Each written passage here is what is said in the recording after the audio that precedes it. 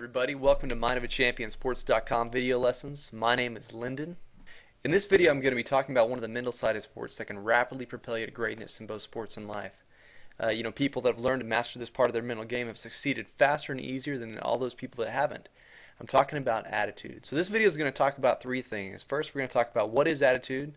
Second, how does it help me succeed? And third, how can I develop the right kind of attitude? So let's get started. Number one, what is attitude? Have you ever been in a cockpit of an airplane and seen the different gauges the pilots use to fly the airplane? When pilots fly through clouds, they can't see anything outside the airplane, so they have to use the instrument gauges inside the cockpit to fly. Now there are 6 core instrument gauges that pilots rely on for flying. They actually call it the six-pack. One of the most important gauges is a little half blue and half brown gauge called the attitude indicator. Basically, this gauge tells the pilot that if the plane is pointed, up at the sky or down at the ground. A positive attitude means the plane is pointing at the sky, and basically a negative attitude means you're pointing down at the ground. In fact, this instrument is so important that it's positioned right in the middle so the pilot can look at it before and after he checks the other flight instruments. This means the pilots look at their attitude 6 times more than they check any other flight gauge. If the pilot keeps the attitude of the aircraft pointed at the sky, a positive attitude, he'll soar higher and higher. But if he keeps the attitude pointed towards the ground with a negative attitude, he'll soon crash into the ground. The pilot has total control of the attitude of the airplane and ultimately whether or not the airplane soars or crashes. Our own attitudes are just like this. They're very, very important. It can be the determining factor whether or not we fail or succeed in sports and in life. A positive attitude will propel you to success, while a negative attitude will cause you to crash and burn. Now here's another way to view attitude. I want you to think about an apple seed. Imagine yourself taking the seed out of an apple and planting it in the ground. What type of plant do you think is going to grow out of that seed? Will a good apple seed that you planted in the ground produce like a thorn bush? Like a bad thorn bush? No way. A good apple seed will produce a good apple tree. In fact, it can only produce more good apples. Bad thorn seeds, however, cannot produce good apples. They can only produce more bad thorn bushes. Attitudes are just like this. Good attitudes will produce more good, and bad attitudes will produce more bad. In fact, they can only reproduce themselves. The good will result in more good, and the bad will result in more bad. Think about this. A bad attitude will never produce good results.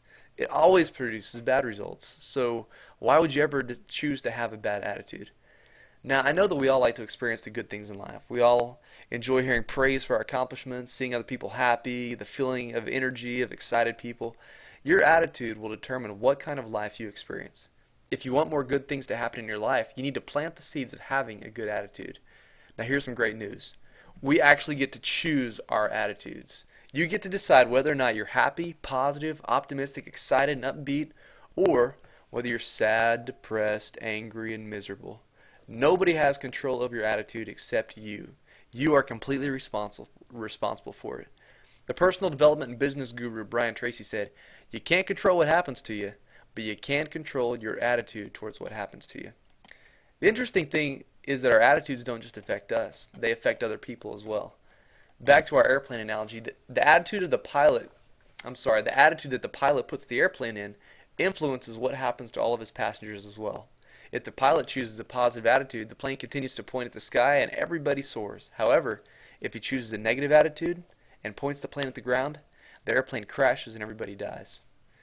Your attitude affects those around you. The closer the people are to you, the more your attitude affects them. Your coach and teammates are very close to you.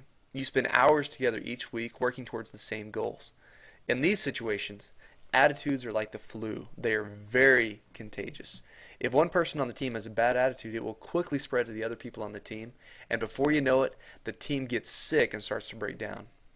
However, a good attitude is just as contagious. Responding positively to the other things that happen around you will cause the other people to respond positively as well. Let's look at an example.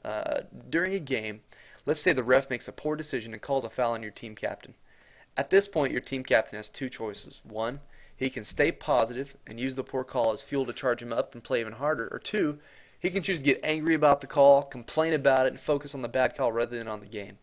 Now let's say your captain is very mature, he's been well coached, he displays a lot of self-control and channels his frustration with the call into positive encouragement to his teammates.